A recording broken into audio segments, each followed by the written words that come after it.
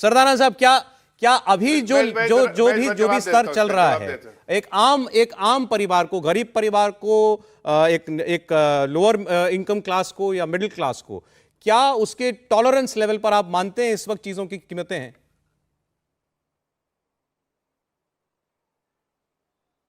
देखिए सौरभ जी, अगर ये मैं कहूं कि नहीं इम्पैक्ट नहीं है तो ये कहना गलत होगा। क्योंकि आप और हम जब बाजार जाते हैं, चाहे हम सब्जी खरीदने जाएं या कोई और चीज़ खरीदने जाएं, निश्चित रूप से आम आदमी जब बाजार जाता है, अपनी ज़रूरत की चीज़ें खरीदता है, तो अगर उसको कोई चीज़ महंगी दिखती है तो निश्चित रूप से उसको पिंच होता है। कुछ चीज़ों में वो अपने आप को एडजस्ट कर लेता है, कुछ ऐसी एसेंशियल चीज़ें होती हैं जिसमें वो एडजस्ट नहीं कर पाता है। उदाहरण के लिए, अगर मान लीजिए सेब के रेट 100 का 200 हो जाएगा, शायद आम आदमी उतना परेशान नहीं होगा।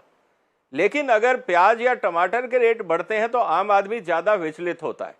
ये डिपेंड करता है कि आप कौन सी चीज़ को लेके कितना परेशान हैं। आपकी कार के 15 लाख की कार आज 20 लाख की हो जाएगी, आपने कभी न्यूज़ हेडलाइन नहीं बनाई होगी। लेकिन अगर आम आदमी ये कहता है कि बच्चों की साइकिलें महंगी हो गई हैं या पब्लिक ट्रांसपोर्ट रेट महंगा हो गया है, तो वो उसको पिंच करेगा। तो ये डिपेंड करता है कि आप किस सेगमेंट की बात कर रहे हैं और कौन सा एसेंशियल कमोडिटी या रिक्वायरमेंट है और कौन सा नॉन एसेंशियल है। नॉन एसेंशियल महंगाई पे सरकार भी चिंतित नहीं होती है, ना उनकी बहस होती है। एसेंशियल पे कंट्रोल जरूरी है, इसीलिए आप इन्फ्लेशन इंडेक्स को लेके हमेशा बात करते हैं। अब रही बात कि सरकार का क्या काम है, सरकार का काम यही है इकोनॉमी में कि आपके पास बहुत सारे ऐसे वेरिएबल हैं जो आपके कंट्रोल में नहीं है। उदाहरण के लिए बाढ़, सूखा, एक्सेसिव बारिश, कीड़ा लगना, ये चीजें ऐसी हैं जो सरकार प्रिवेंशन भी चाहे तो नहीं कर सकती।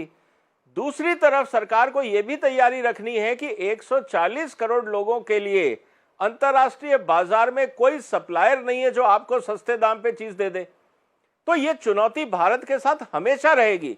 इसीलिए आत्मनिर्भर भारत को हमें बहुत सीरियसली लेना चाहिए, खासकर फूड सिक्योरिटी के मामले में, क्योंकि इस देश में जो जमीन है वो तो है कांस्टेंट, लगातार पानी का स्तर घट रहा है, जमीन की क्वालिटी खराब हो रही है, आबादी बढ़ रही है, on an average per capita income बढ़ रही है, तो डिमांड लगातार बढ़ रही है, सप्लाई चैलेंजेस लगातार बढ़ रहे हैं।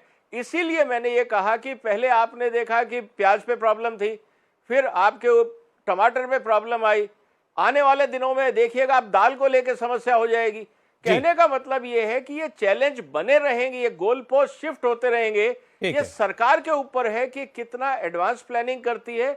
और दूसरा जो इंपॉर्टेंट चीज है जिसकी हम चर्चा नहीं करते, एग्रीकल्चर स्टेट सब्जेक्ट है। स्टेट गवर्नमेंट्स की परफॉर्मेंस को लेके वहां पे एग्रीकल्चर प्रोडक्टिविटी कितना सुधरी, स्टेट लेवल पे एग्रीकल्चर में क्या क्या डेवलपमेंट हुए, हम इसकी कभी चिंता नहीं करते। लेकिन जब किसान आंदोलन होते हैं, कहते हैं कि आप स्टेट की बात करें, आप सेंटर क्यों इंटरफियर कर रहा है। जब महंगाई होती है तो तब कहते हैं सेंटर क्या कर रहा है।